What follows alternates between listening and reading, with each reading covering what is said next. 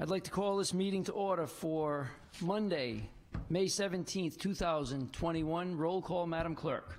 Councilman Canoia? Here. Councilwoman Gonzalez? Here. Councilman Gillette? Here. Councilwoman Sierra? Here. Councilman Susie? Here. Councilman Ward? Here. President Gendron. Here. If you could please stand for the prayer and the pledge.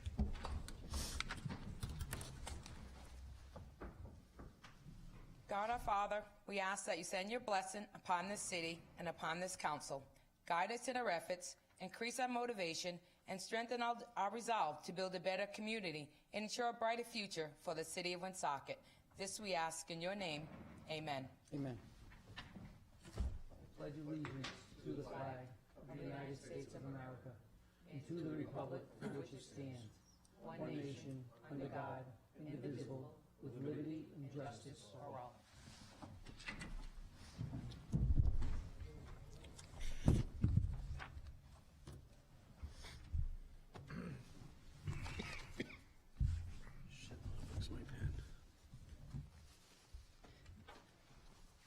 First item on the agenda is the agenda for Board of License Commissioners. 21 LC 17, application on transfer of first-class victualling license from King Walk to King Walk Kitchen, Inc., 477 Clinton Street.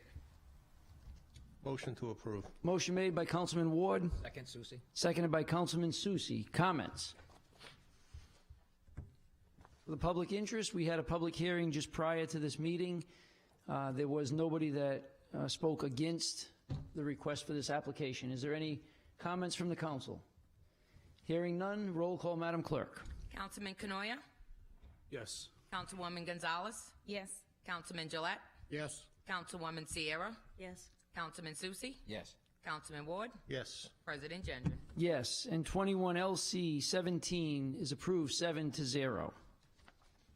21 LC 18, application of first-class victualling license by Aroma CT Cafe, 17 Front Street. Motion to approve. Motion made by Councilman Ward, seconded by Councilman Canoia. Comments? We did also hold a public hearing for this request, and there were no negative comments. Are there any other comments from the council? Hearing none, roll call, Madam Clerk. Councilman Canoia? Yes. Councilwoman Gonzalez? Yes. Councilman Gillette? Yes. Councilwoman Sierra? Yes. Councilman Susie? Yes. Councilman Ward? Yes. President Gendron. Yes, and 21 LC 18 is approved 7-0. 21 LC 19, application of licenses and renewal of licenses. Mr. President, I make a motion to approve the following vendors' licenses. New licenses for street vendor, also renewal of licenses for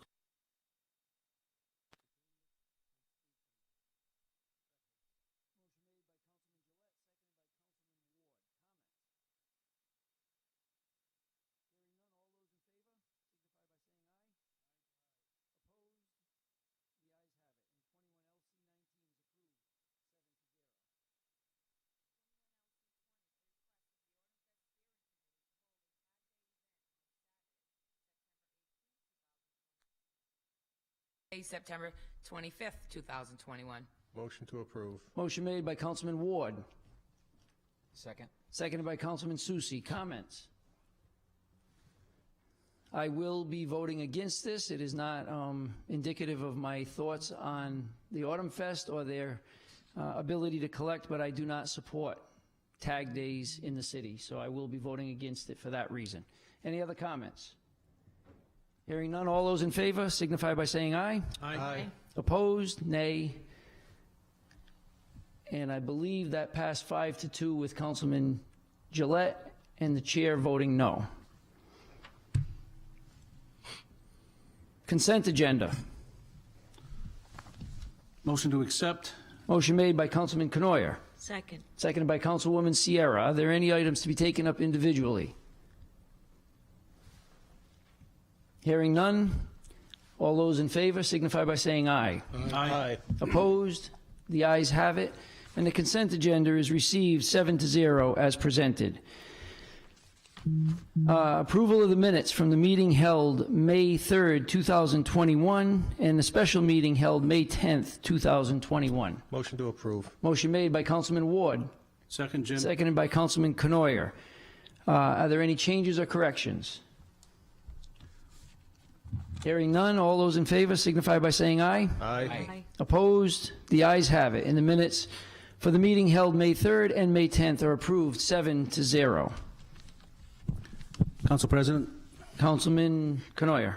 before we get to unfinished business, I'd like to add 3 items to the agenda for discussion purposes only pursuant to Rhode Island General Law 4246B, and they are the following. 1, a discussion/update regarding the Resch Inc. development at Park East Drive. 2, a discussion and update on the status of the Community Development Block Grant process for plan year 2022. And 3, the monthly vacancy report. Motion made by Councilman Canoyer. Second. Seconded by Councilwoman Sierra. All those in favor signify by saying aye. Aye. Aye. Opposed? The ayes have it. Councilman Canoyer, 3 items for discussion purposes only. Okay, thanks. The first one is is there somebody here that could give us an update on the Resch project? If you recall, a press release was issued just a little over a year ago, on May 6th, 2020, indicating that Resch would be relocating to Woonsocket from Franklin. And it indicated that they'd be under construction in August of last year, with operations commencing in August of this year, which is about a little over 2 months away. So it's not even clear to me if they've even purchased the property at this point. Does anybody have an update on that? I can give you. Oh, thank you. Councilman Canoyer, Bianca Policastro, Interim Director of Planning for the City of Woonsocket. Nice to meet you. Same here, thank you. So the Resch project was stalled prior to my being appointed by the administration. So most of my correspondence or knowledge of it comes third party through former director, Interim Director Gibbs. Okay. So it is my understanding that the Resch, the company that's manufacturing, pulled their current general contractor because the price of steel had increased so dramatically during COVID. However, they did extend their P&S through the end of June and put the project back out to bid. And the bids came back about $1 million to $1.5 million over the originally scheduled project. As we all know, during COVID, supplies, materials are really difficult to come by. And the last I heard, they were working with Commerce Corps Rhode Island to try and find additional, whether they be small business loans or additional grant funds that would help them and support their project. Okay, well, thank you. This is the first update we've frankly received, and I don't want, I've heard that the city council is the biggest barrier to economic development. I just want to make sure there's nothing the city council is doing or needs to be doing to move this along, and I know it's already a year past due, but it sounds like it's not an issue for the council, so thank you. You're welcome. Second one is the Community Development Block Grant process for Plan Year 22. We had a meeting about that probably a month and a half ago, probably, I don't know, maybe at least a month ago, if not a month and a half ago. We didn't have anybody from planning. We did have Ms. Johnson that came and spoke, but we were supposed to get some information, and it's now May 17th, and we've heard nothing in terms of the status, who makes up the CDBG advisory board, what the meetings are, and when we can expect a proposal to come before the council. Is that something you can help us with as well? I can help muddle through it if that helps. What a mistake you made coming. Yes, I'm going to leave now. No, thank you.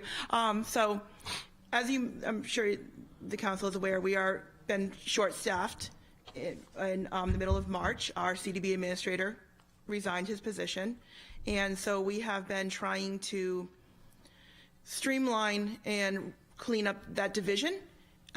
We are in the middle of an internal, our home funds were selected for the single act audit, which I believe Director Chamberlain can speak to more so than I can, so we have been in the middle of that.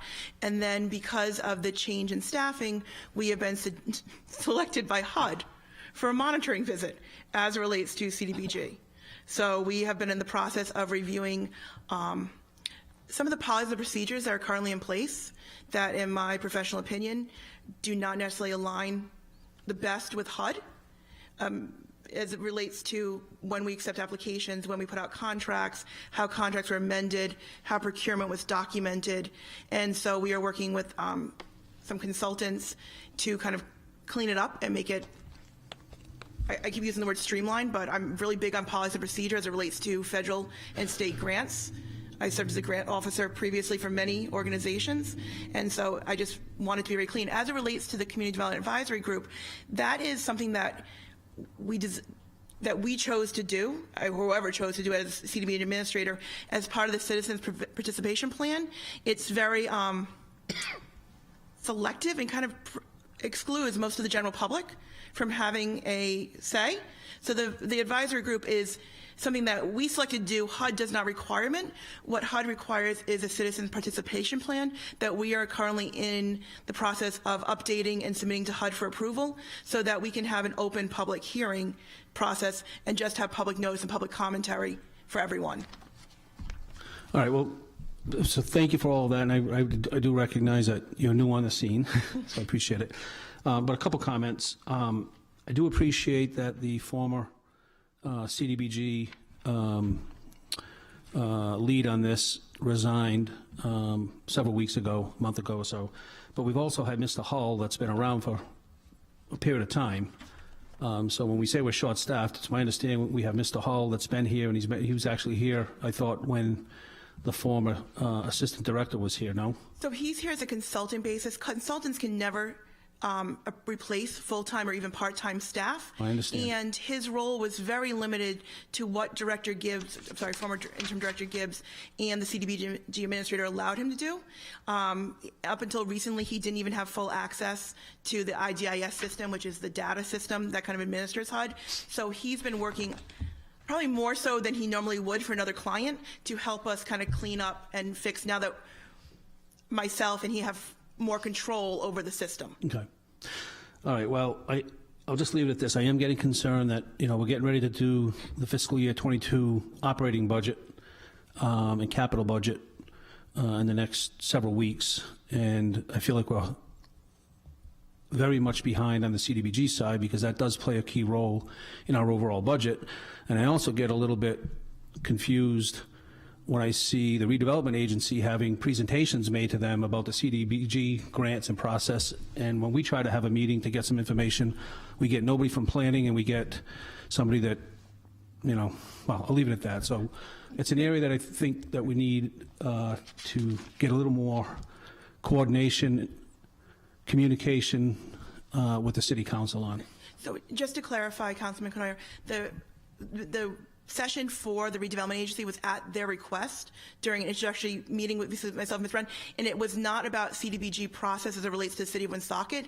It was more of an understanding of how does the process actually work at the federal level under legislation. And I actually spoke with the clerk today about how do I go about scheduling a special meeting, and during COVID, if I'm doing it in person but need a PowerPoint, how does that logistically work? So I'm going to be emailing the council very shortly to schedule that.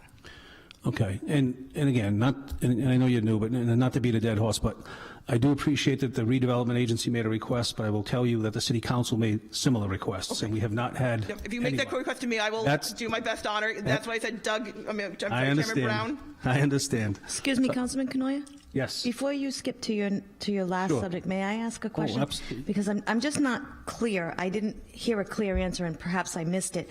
Are we forming the advisory board, or are we not at this point? Am I allowed to answer? I'm not, open meeting is a little. Am I allowed to answer?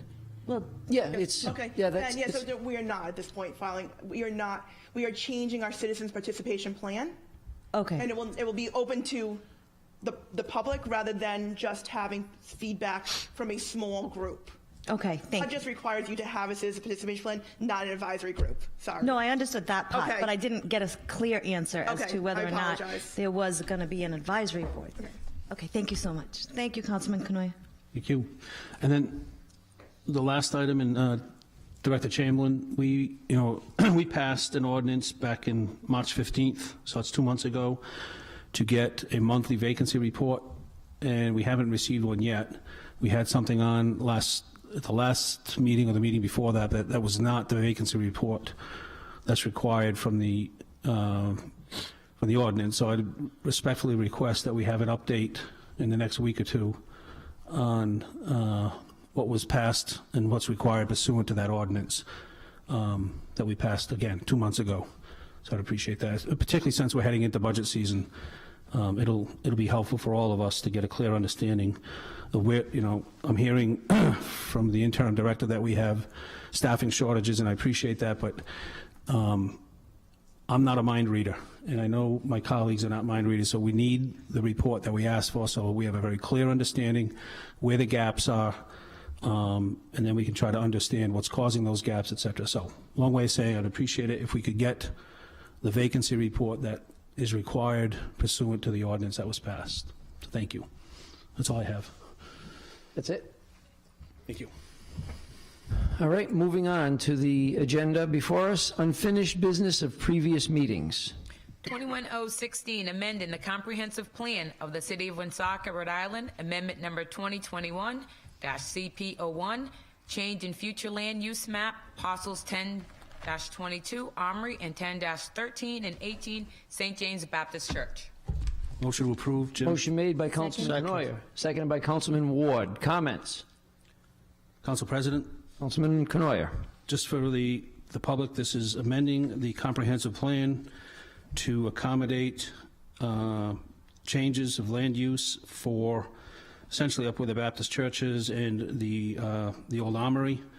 There's 3 lots, and it'll change them from R4 residential high density to mixed use commercial residential.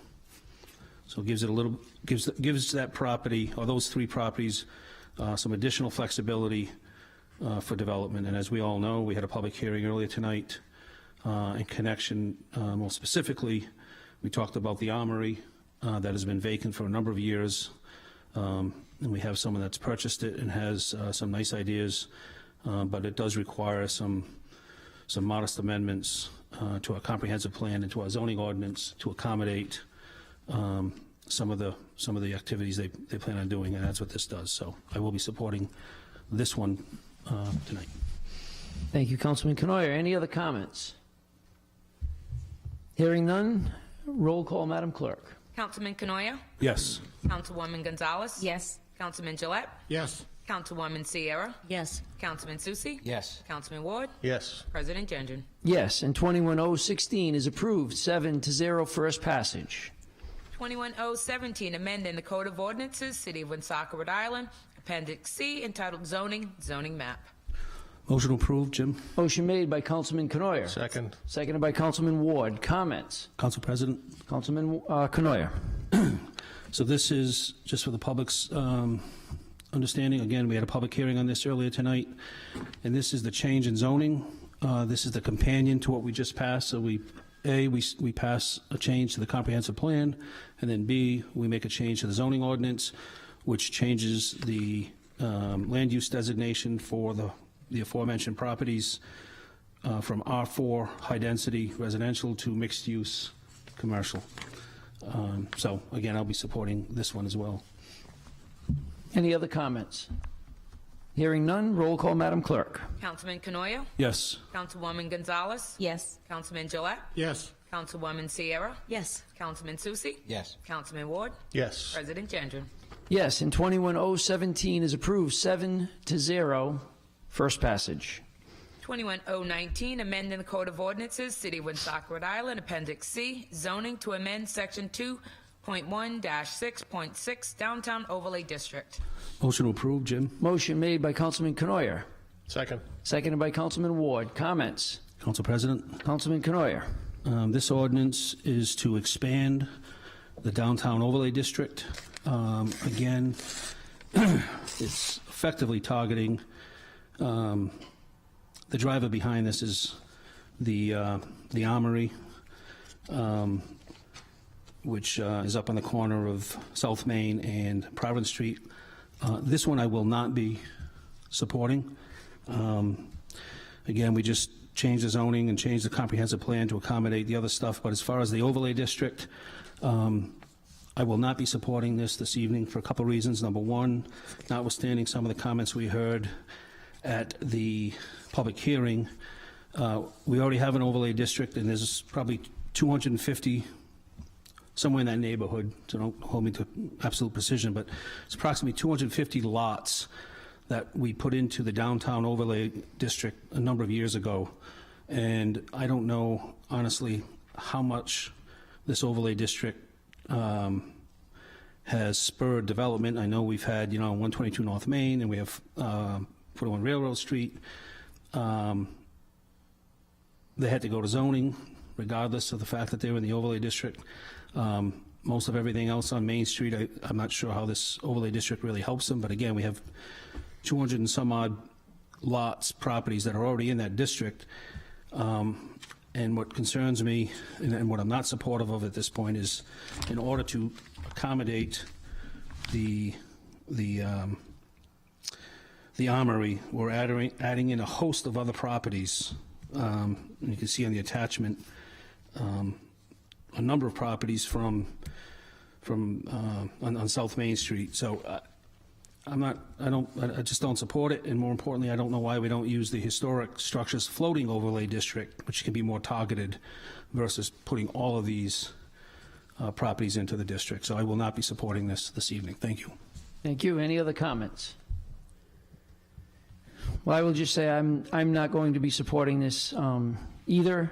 I don't think that it's the best approach for the city. If you look at the map that was provided as the first attachment, the number of properties, some of which are residential, are being included into this expanded overlay district. And I just think that I get the benefit of the overlay district as it sits now. And when we expanded it down North Main Street, I wasn't exactly thinking that was the best move, but it was a short distance, and it was still a commercial extension of our main street. But I feel that this does not work in harmony with the rest of the overlay district. And I too, as we did with when we were going to be developing the former middle school, using the historic overlay district is probably a more appropriate method of accomplishing what is needed for the Armory and possibly St. James Baptist Church. So any other comments? Mr. President? Councilman Susi. Oh, Councilman Susi. Yeah, question for our city planner. Maybe you could shed some light on the reasoning that this is important as opposed to other comments that were made? Sure. So, the purpose of the expansion of the downtown overlay district is really to create more flexibility for property owners, right? So we're increasing uses that are allowed by right. So if someone wants to put in, say, outdoor dining or micro lofts or something like that, they don't have to go to the zoning board to ask for a variance to do that. So it eliminates kind of red tape and regulatory hurdles for property owners in the district. It also reduces the requirements of the zoning ordinance. So, for example, if you're in the downtown overlay district and you're developing, say, a commercial first story and then residential above, your parking requirement is going to be significantly smaller than it would be if you're not in the district. So you don't need any parking if you're a commercial business, and you only need one space per unit compared to two if you're outside of the district, if you're a residential unit. So the parking requirements significantly smaller, which in your Main Street kind of core commercial area you want, right? You don't want people to have to buy the building next door, demolish it, and make a parking lot in your Main Street. So, I mean, that's the goal of the downtown overlay district, is to reduce kind of, interaction with the government that's unnecessary, and just streamline the process, make the regulatory process easier for owners and developers. That's the core of it. The iron is hot right now with the Armory as the primary target that would benefit from this. But this is something that I arrived here 2 years ago, almost exactly at this point, and looking at the downtown overlay district and the zoning ordinance, this was one of the first things that I thought was pretty obvious right after you expanded it to the northern part of Main Street. expanding it to Providence Street just seemed kind of like the natural thing to do. The parcels are, almost the same in nature. They're, a scattering of residential and commercial, just like North Main Street was. And it's kind of a gateway that you don't want to have kind of a beleaguered gateway going into what you're hoping is going to be a redeveloped downtown. You want it to all kind of work as one unit. So looking at the map, since I've been here, it's been something that's been on the to-do list. Now with the Armory in play, it becomes more critical. The use that the Armory is proposing is a cultural arts center. So this particular developer owns a similar project in Pawtucket. They have things like a wintertime arts fest where you can go and shop for local artists' wares. They do small conventions, private events, things like that. So the center would draw people to downtown. Maybe they stop at River Falls or Ollie's or something like that while they're in town. It seems like a good fit. Right now until about 5 minutes ago, it was zoned as R4, which was good for about 10 residential units in that building. Now it's zoned as MU1. The way that the Cultural Arts Center would be allowable by right would be if it was MU1 and in the Downtown Overlay District, so it's kind of a package. The MU1 does expand the options for the developer a little bit, but for this particular use, it would have to be MU1 and in the Downtown Overlay District, so doing one and not the other doesn't avoid that use variance request that the developer is going to have to make if this ordinance doesn't pass. Like I said, the iron is hot for the Armory right now, but I feel that expanding the Downtown Overlay District here makes it better for economic development. It also aligns this district with the correct design guidelines. Right now, if a developer came in and did a project in this area, the design guidelines that we would base the project on are really designed more for like Diamond Hill Road style development, the style development that we got at the corner of Social Street and Diamond Hill, also the new Family Dollar and O'Reilly's Auto Parts. And that's reasonable up in that part of the city where we're looking to attract that kind of development. Along your Main Street, it's more car-oriented and kind of suburban than you'd really want in an urban Main Street. So when you have a project proposed that's in the Downtown Overlay District, we actually have a separate set of design guidelines that those projects would follow, and they'd get you a better project. They'd get you better results, a building and a look that's going to look more like Main Street than Diamond Hill Road.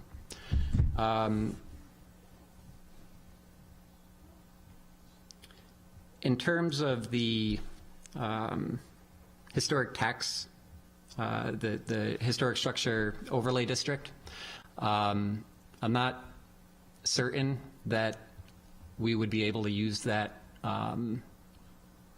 overlay zone in this circumstance. There are a number of requirements that have to be met before you can put a property in that district.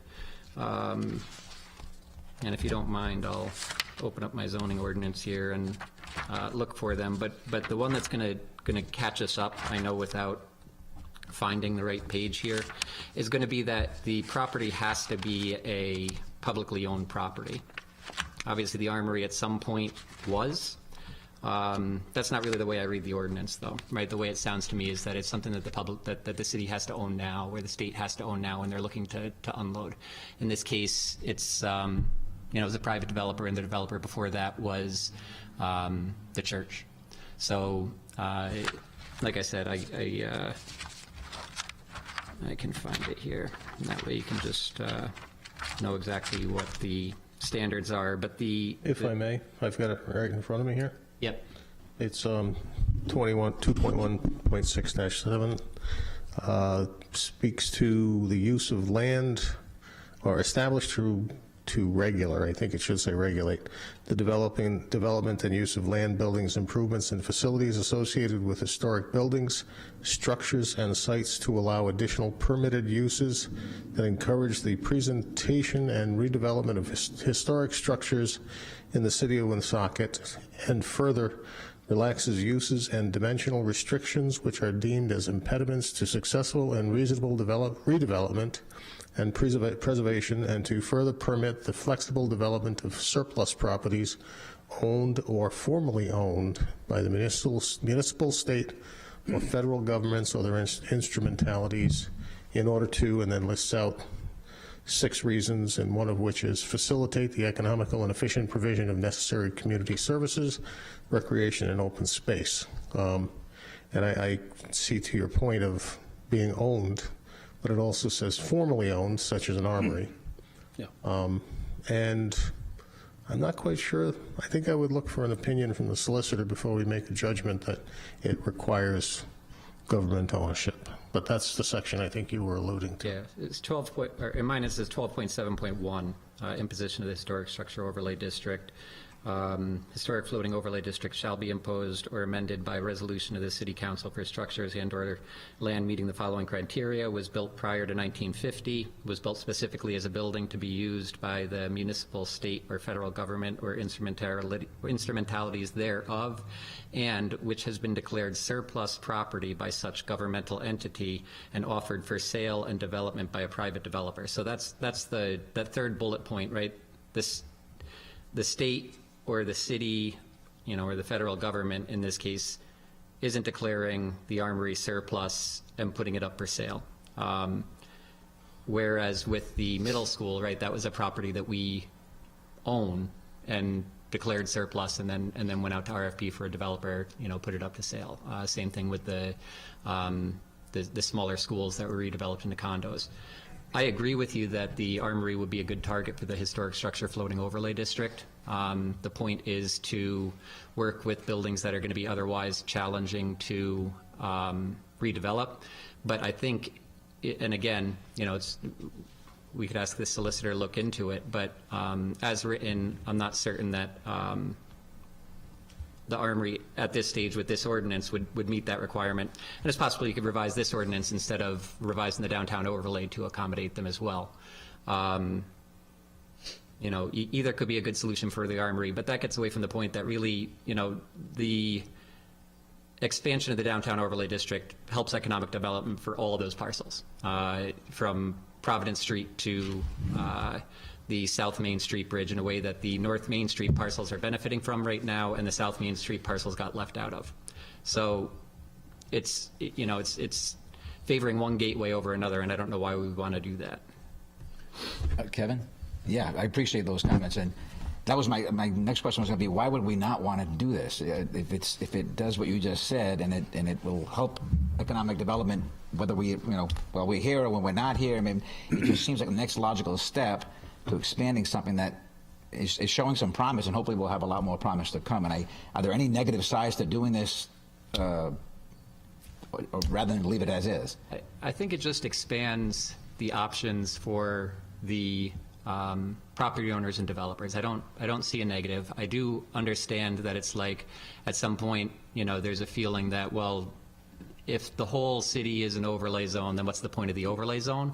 In this case, this is to me a pretty logical orientation here. We have our core downtown district, and we have 2 gateways.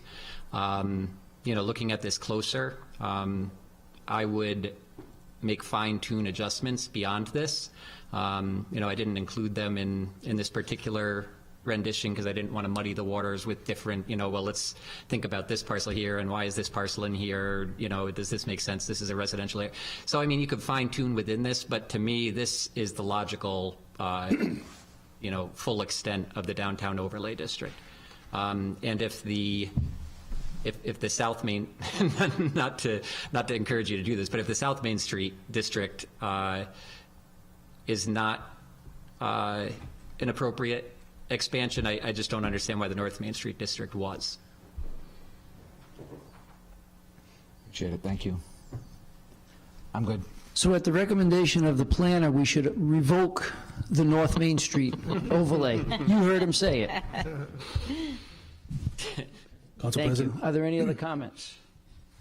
Did everyone receive the new yellow and the Yep. improved version of the? Okay. Because I remember last time it didn't print out very well and it was hard to see.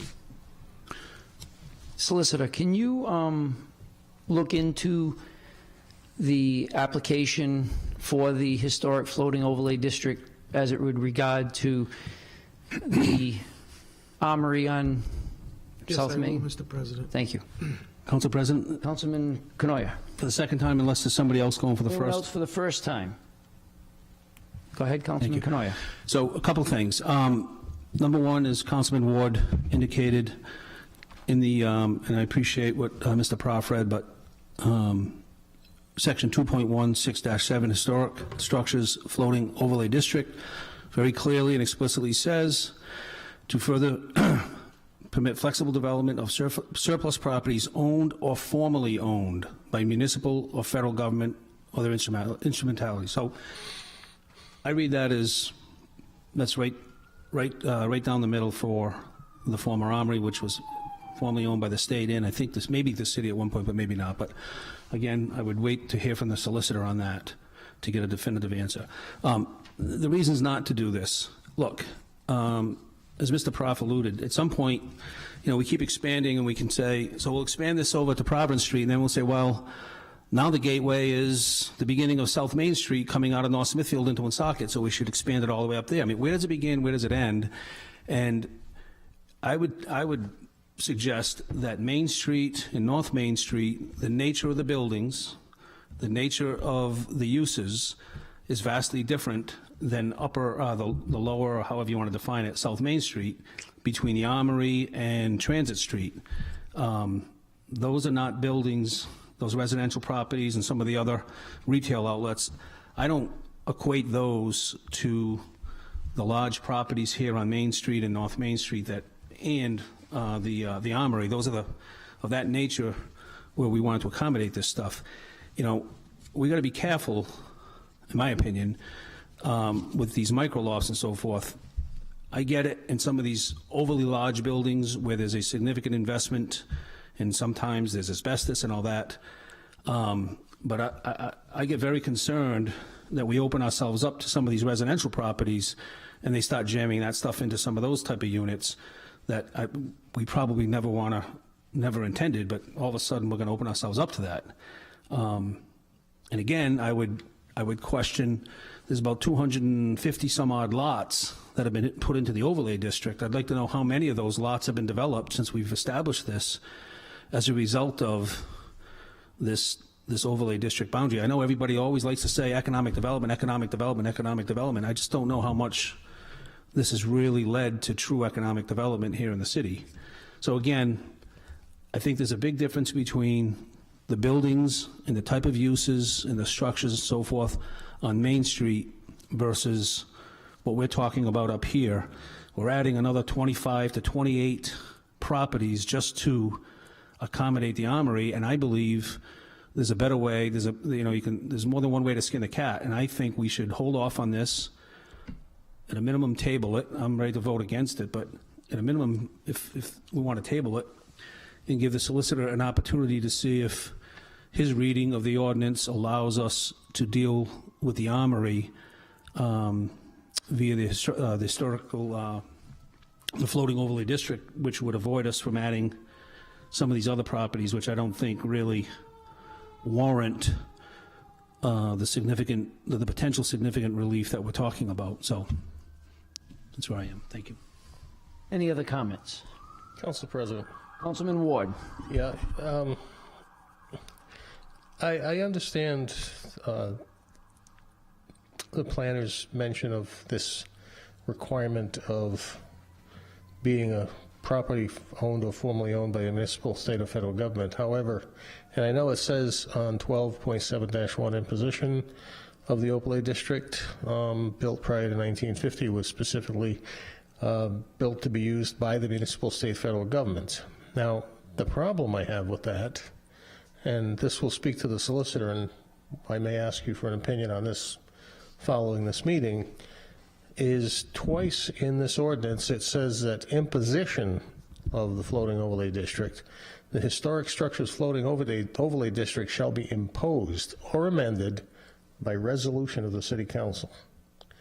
And I'm trying to figure out how we can modify, amend, or impose, specifically amend an historic structures floating overlay district without using an ordinance, if the ordinance already sets the guidelines. I would have to look into that. You're right, normally you would wish you need an would, because- ordinance, but that ordinance allows a resolution to do it.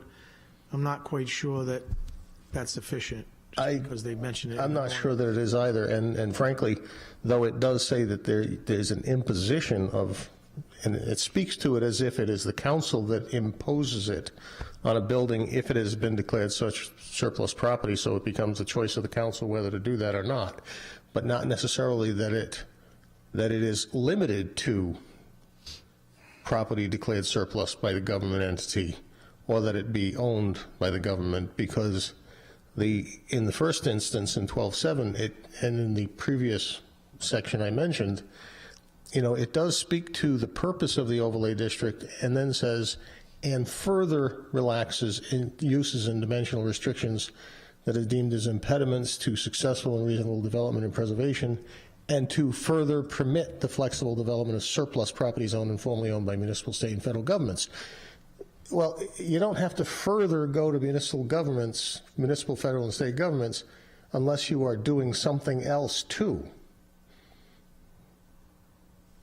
But you're saying only government buildings are allowed. Well, then you don't need the word further if you could only do government buildings, because there would be no needs discussed without saying only for those buildings that were owned or previously owned by the local, municipal, federal, or state government. So I think this whole concept needs some evaluation, because I think it is supposed to be flexible enough. Because the other part of this that troubles me is if there are historic structures throughout the city, like the one we're sitting in, do we have an inventory of those that would qualify? Because I know many tenement houses that were built before 1950 that clearly wouldn't qualify, but there are buildings in this city that I think we should have an inventory of to say what would qualify if it ever was considered an historic building. I know people have spoken of the middle school, the old middle school, as an historic building, but frankly, looking at sections of it, some of it's just an old building. Some of it's not historic at all. Some of it is. This building is very historic.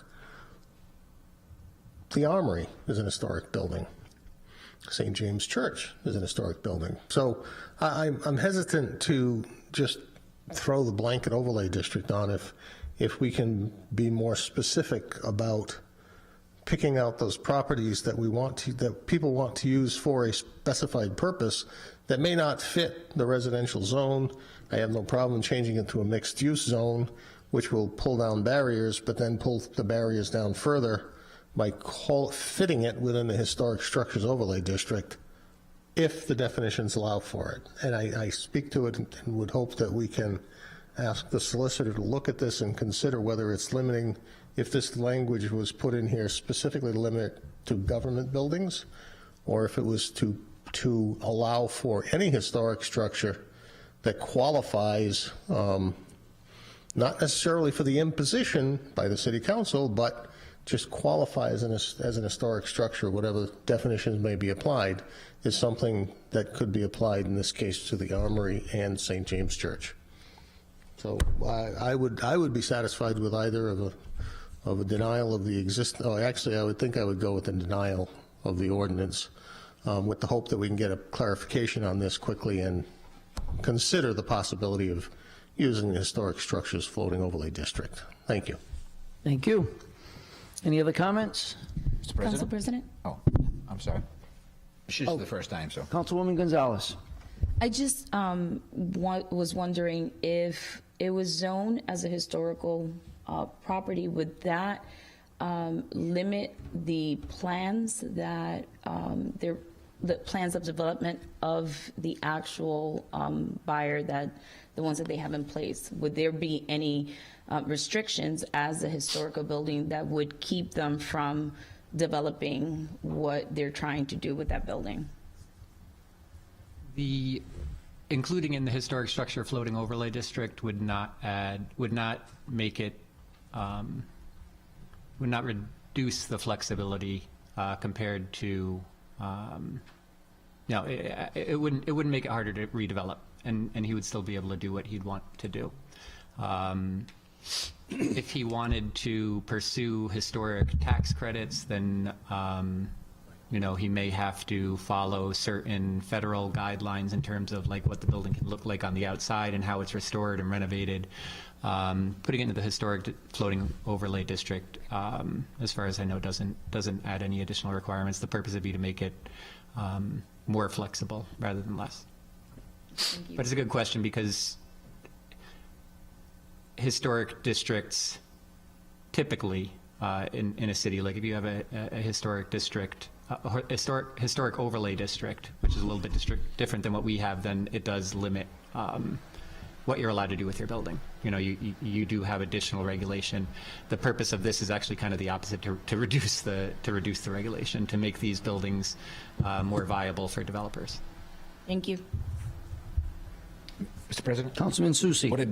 Can I make a motion to table this, and we can learn from the solicitor what we want to learn from him? Oh, yeah, of course. Cool. So I'll make that motion if. Second? Motion to table made by Councilman Susi, seconded by Councilwoman Gonzalez, to table this ordinance till the solicitor looks into it. Roll call, Madam Clerk. Councilman Canoia? Yes. Councilwoman Gonzalez? Yes. Councilman Gillette? No.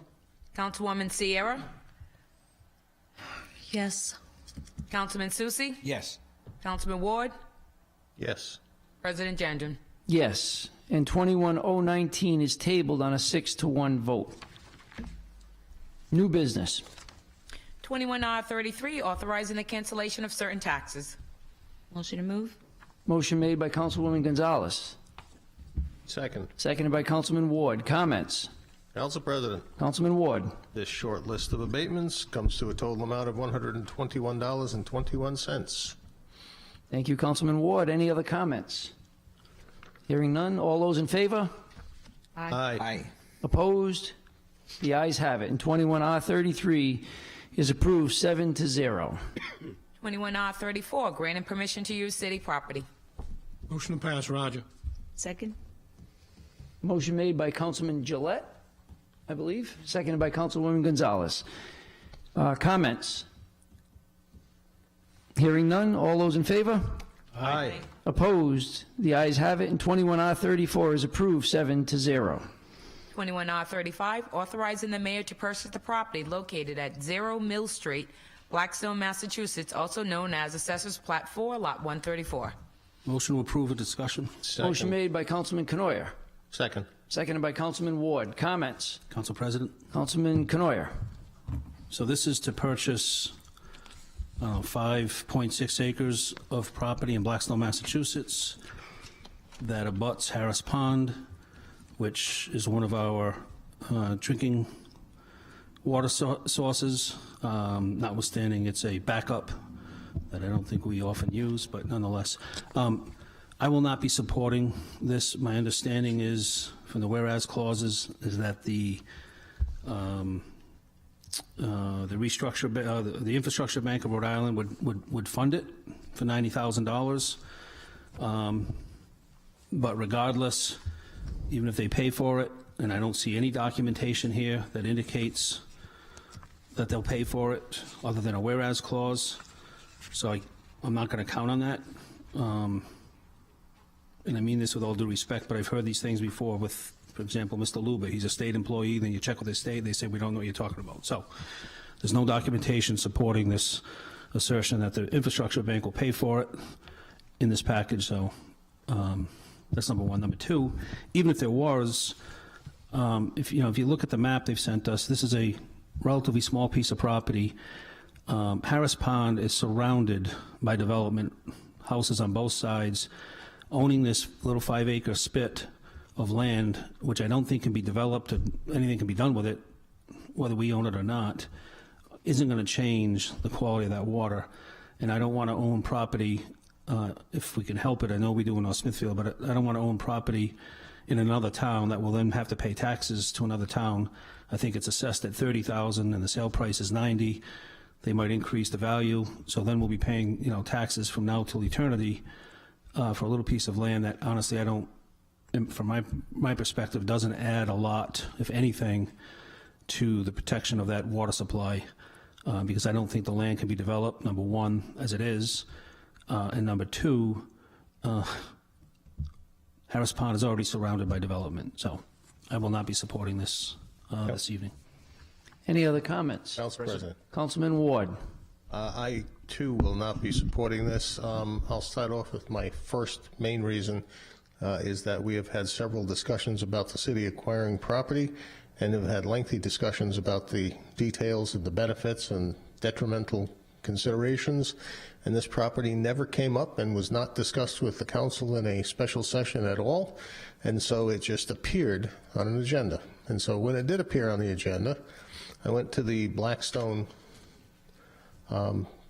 GIS map system and looked up the lot and discovered that despite the fact that the language in our resolution says that it's 5.65 acres, actually Plat 4 Lot 34 in Blackstone, sitting adjacent to Harris Pond, according to the Blackstone records, is 7.16 acres. And the map that was provided to us by email today showing the boundaries of the property, in fact, are not at all what's reflected in the Blackstone GIS map. So I'm not sure how that little problem takes place. The other part of this is we did not receive, as Councilman Canoyer referred to, any kind of supporting documentation that the state that has indicated that the infrastructure bank has agreed to reimburse the city. But the beginning of that whereas says that the loan for the purchase of the property has been approved by the Rhode Island Water Resources Board and the Rhode Island Infrastructure Bank has agreed to reimburse the city. When I checked the infrastructure bank's website, they seem to be a bank and they deal in revolving funds and loans that have to be repaid, which would ultimately have the City of Woonsocket's water department paying for this, unless they have some grants that I'm not aware of. And if they have made that commitment to the city, I would have expected to see that in writing as part of this resolution. There's 3 strikes. Strike number 4, I see absolutely nothing, as Councilman Canoyer alluded to. The water body is surrounded by development. There is nothing about the acquisition that improves enhances the avoidance of any risk associated with the pond, because the risk is all around it. And what this would do, basically, to my mind, is take a piece of property. Well, let me go back to the beginning of the 5th item. The fact is that a person or persons purchased the railroad right-of-way going from Prospect Street in Woonsocket all the way up through into Blackstone at Harris Pond. And for essentially all of the properties abutting the railroad right-of-way that they purchased in Woonsocket, they were able to sell it off to other parties and or use it themselves for purposes that they deemed appropriate.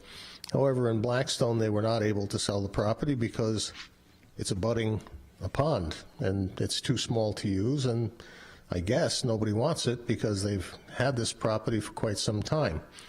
As I alluded to, it's not something that can be developed.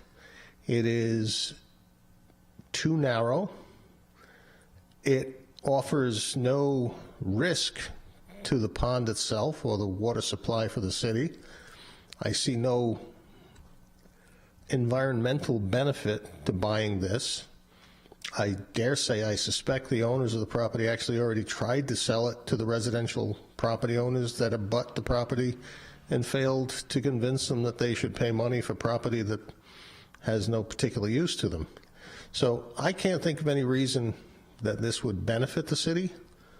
The only people who would benefit is the investor who bought it and now wants to dispose of it. It is in Blackstone. We already own the entire pond surrounding it. This does not enhance our position, does not reduce any risk, and so I can't think of any reason whatsoever to support purchasing this property, and I'll be voting against it. Thank you. Any other comments? Mr. President? Councilman Susi. Yeah. Just a question for our Director of Public Works. I wish we had more information getting this. I mean, it was pretty quick, and this would have been a nice workshop, and we could have had all these questions, but no one's asked you a question yet about this tonight. So I'm asking you, is there something that you want to add that would make this important for the city of Woonsocket? I respect the council's decision and, their assessment or whatever. Yeah. I mean, for the obvious reasons, it's in Harris Pond, and it's reimbursable. But is there a safety? Does it help? Will it help protect in your mind the water? The water. Is there any benefit to that? Obviously, somebody must have thought it was important. Well, the water superintendent asked, has been interested in this property over time, and he asked that it be put on, and I support, obviously putting it on. So, but as Councilman Canoia said, many property owners already abut the pond anyway. So, besides being reimbursable by the infrastructure bank, which the other property was that we purchased in North Smithfield, the documentation's not on there, a letter from them saying that would happen, but like I said, I support the council's thinking, whatever. So, all right, I appreciate it. Yeah. Thought we'd learn something, but thank you. I'm good. Thank you. Any other comments? Hearing none, I'll ask for, Madam Clerk, if you can do a roll call vote, please. Will do. Councilman Canoia? No. Councilwoman Gonzalez? No. Councilman Gillette? No. Councilwoman Sierra? No. Councilman Susi? No. Councilman Ward? No. President Gendron? No. And 21R35 is defeated 7-0. 21R36, appointing Jeffrey A. Golan as a member of the Board of Canvassers and Registration of the City of Woonsocket. Motion to approve for purposes of the discussion. Second. Motion made by Councilman Ward, seconded by Councilman Susi. Comments? Council President. Councilman Ward. I generally am thrilled to see somebody offer their services to the city. However, this particular appointment, and it's nothing against the person, I don't know Mr. Golan, but I had information forwarded to me that indicated that Mr. Golan is an unaffiliated voter, and when I look under some public resource, it lists him as unaffiliated, and I know that the Board of Canvassers is supposed to be a bipartisan with members selected from lists provided by the two generally accepted political parties. And so I have to wonder which list or which party provided this list that included Mr. Golan's name. It's not part of the document that was provided to us. And so I will, at the appropriate time, ask to table this appointment until such time as we can receive confirmation from whichever political party he is meant to represent on the Board of Canvassers through a disclosure of which party list it was provided from. Thank you. Thank you. And Councilman Ward, I believe currently we have a Democrat and a Republican on the board, so as long as he's affiliated with either party, he would qualify, but not if he's, I don't believe if he's unaffiliated. Well, I can't imagine a party chair would nominate somebody who is not a member of their party. I don't know that it's prohibited, but 1781 simply says nominate members of the canvassing authority from the lists of party voters submitted by the respective chairpersons of the city or town political committee. I guess the political chairman could nominate somebody who's unaffiliated. I don't know, but I just like confirmation that it was in fact submitted by a chair of one of the parties. Okay. Solicitor, you wanted to say something? Yes, well, I can't comment on a list, but I got word from the Board of Canvassers that this gentleman is a registered Republican. But I don't know about any list. He's a registered Republican. He changed his registration today to a registered Republican. That's all I know, Mr. President. So I guess we could assume that the Republican chair nominated him, and I don't know. List? Yeah, I think it might, I would certainly not want to defeat this, because I think this is a good appointment. The gentleman is a good appointment. I don't know if he qualifies because of his affiliation, but if we can see the list and it's from the Republican chair, then I think that it would be fine. So tabling motion would probably be appropriate to get that further information. And Council President, just if I could finish with, and I have no objection to the person, I would happily approve this, except I just, in unusual circumstance, I would like confirmation in this instance. Thank you. Okay, any other comments? Hearing none, could I have a motion to table? Motion to table. Motion made by Councilman Ward. Second. Seconded by Councilwoman Sierra and Councilman Gillette to table. All those in favor? Aye. Opposed? The ayes have it, and 21R36 is tabled 7-0. 21R37, extending the FY 2022 budget submission date to 2nd June 2021. Motion approved. Motion made by Councilman Canoyer, seconded by Councilman Ward. Comments? Council President? Councilman Canoyer. Sure. Thank you for putting this in. This is, and just for the public, this is just merely a resolution calling on the administration to submit a budget to the city clerk, which then comes to the city council, obviously, by no later than June 2nd, 2021.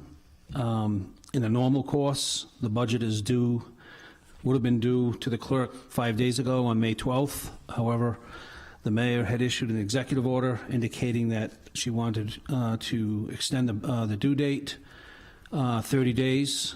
We had a meeting last week, and notwithstanding that what I read in the newspaper, and notwithstanding what was indicated in the executive order, the mayor also brought up some concerns in the tax department, which I understand, and I had the same concerns.